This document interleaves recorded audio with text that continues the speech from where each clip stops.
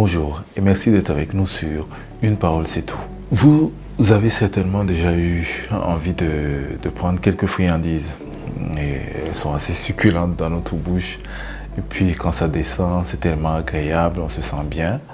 Il y en a qui sont parfois mentholés ou alors qui ont un autre goût, mais ce goût-là nous rafraîchit la bouche et nous donne une impression assez agréable dans notre être pratiquement.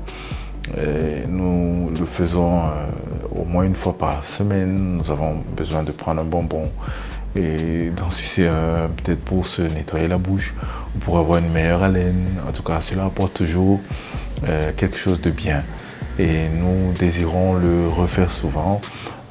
Quand on a une petite faim, on veut prendre un peu de sucre.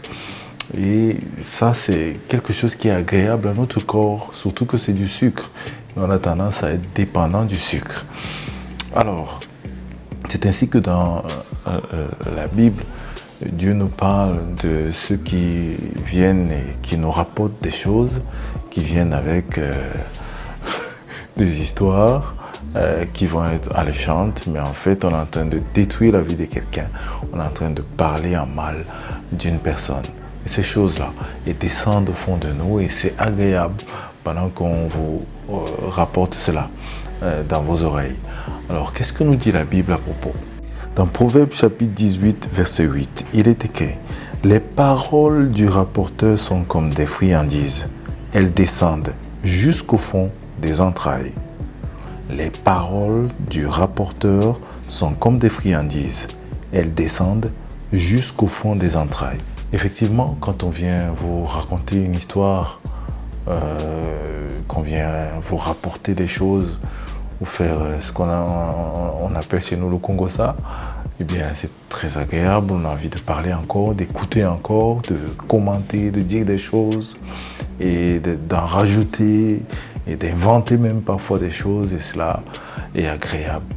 Mais dans la suite, c'est l'amertume, c'est parfois la confusion, c'est des difficultés que l'on rencontre, on n'est plus en paix. Pourquoi tomber dans le rapportage, dans le Congo-ça? Alors, il vaut mieux s'arrêter. Quand une personne vient vous rapporter quelque chose, vérifiez et faites peut-être une confrontation pour être sûr que ce qu'on vous a rapporté sur votre frère, sur votre ami, sur un des membres de votre famille ou sur un collègue est la vérité. Et cela va vous épargner, vous et celui même qui est venu vous rapporter des histoires.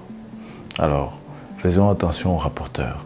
Alors, que Dieu vous bénisse. Merci beaucoup d'avoir été avec nous aujourd'hui et à très bientôt.